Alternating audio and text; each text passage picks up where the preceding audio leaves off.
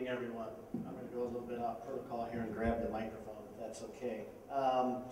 Thank you, Calvin, for everything you're doing and your organization here. The things that are set before us are dramatic, and the time is urgent. And I had some notes prepared here. I'm probably going to go a little bit off topic here and just share my heart. Reclaiming Missouri for Christ is an organization that very simply has this premise. We are working to reclaim this state for Jesus Christ.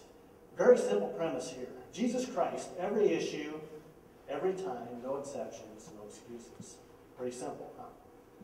I invite you to learn a little bit about what we're doing, and we actually meet here in Springfield on the fourth Saturday of every month at Ryan's Restaurant at 8 a.m. So if you want to learn a bit more about what's going on, come down and see us.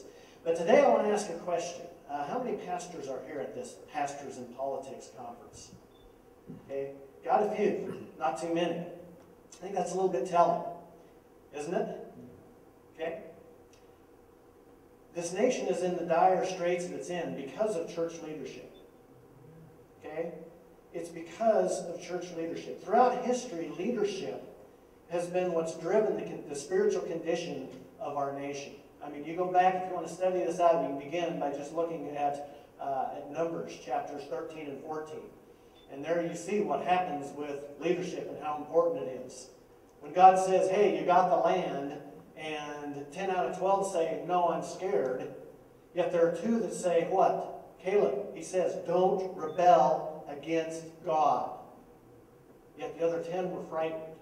And instead of it being a reconnaissance mission as to how we're going to reclaim, how we're going to go and claim the promised land, it became a no-go, a go-no-go decision, and the majority won. So leadership is vital in this nation. And church leadership is going to drive what the church does. And sadly, they're absent right now. They're absent from the scene. And part of the reason is because there's been this heretical teaching of Romans 13 that has this pacifist view of how we're supposed to respond to our federal government and our government overall. And I'll say that in this context. I mean, let's think about, what Peter did. Peter's ministry would have stopped at Acts chapter 5, verse 28, when he was told, do not preach in his name. And instead, the next verse, we ought to obey God rather than men. And that's the attitude we need to take as Christians. That's the attitude pastors need to take from the pulpit. Listen, we've got all this stuff going on, and we see it happening, and it's being told to us right now, today, the importance of what we have before us. And who are we going to fear?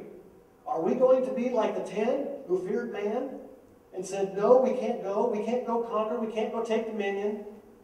Or are we going to fear God and stand for the truth? Paul warned us about the very situation that we were going to be in today in Colossians chapter 2, when he said, be careful, beware of the traditions of men. What they're going to do is they're going to come in, they're going to infiltrate your culture, and the next thing you know, you're going to have this thing called a self-imposed religion. And you know what? We have that today. The self-imposed religion in the United States today is secular humanism. And it is alive and well.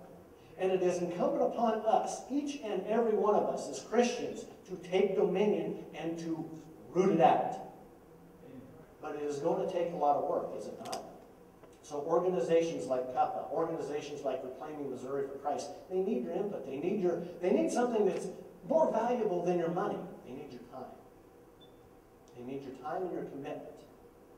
And anybody here, I mean, if you want me to, I'm a pastor. If you want me to go talk to your pastor one-on-one, sit down and talk with him and just say, hey, brother, listen, we've got things going on here that we don't stand for. Our children are going to be fighting a spiritual battle, and maybe more than we want to even think about unless we stand right now. Unless we put on that full armor of God and we stand right now and say to the enemy, no more. We're not having it. We're not having it. Thank you all for being here. You're here for a reason. The Holy Spirit has pricked your heart to say, it's time to stand up and do something. And as has been said before here 2 or 3 times, take that now and put it into action. May God bless you as you do. Thank you very much.